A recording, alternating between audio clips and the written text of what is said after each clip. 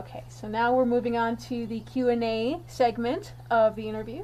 We're going to ask some very fun trivia questions that the fans want to know, and then we're going to move on to internet questions from the readers. Now, so first question, what was your favorite part about writing this book? It's hard to just choose one part. I enjoyed different parts, different chapters of the book while I had my pen in my hand. But I would have to say it was the friendships. I really enjoyed writing the evolving friendships in the story.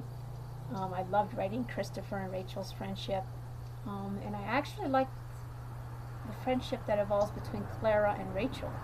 Because as readers know, it was very awkward at first how they spoke to each other, but they actually become best friends.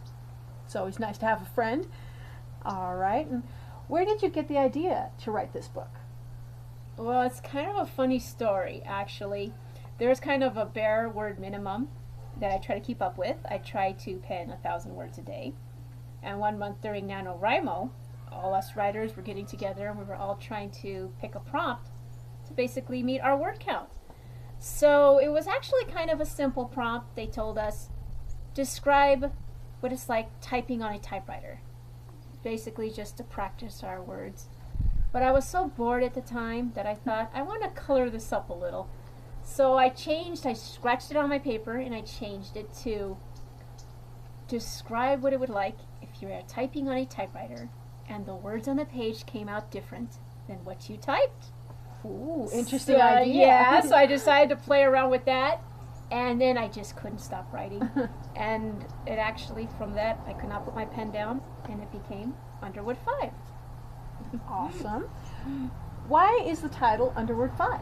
Well, actually, the title Underwood 5 is because that is the model of Clara and Rachel's typewriter. That was a very popular model in the 1900s. There were other models, of course. There was the Remington. There's another one, too. I can't remember at the moment. But Underwood 5 became a very popular model in the Edwardian era. So it's really specific to your timeline. Right, it's to my timeline. And it actually became the image of what people think of when they think of a typewriter, Underwood 5. Very popular model. Iconic. Of typewriters, yes. Was there anything else that inspired you to write the plot? I would have to say the places I frequented. Obviously, much of the story was set on the campus, College of the Canyons, a real college, where Rachel is attending. And there were parts at the time when I was actually penning the story while I was on campus. So if anybody ever notices their conversation stolen while they were at the campus, it's probably for a reason. Well, that's always fun. Right, not all of it is what people were saying, but there's some parts in there.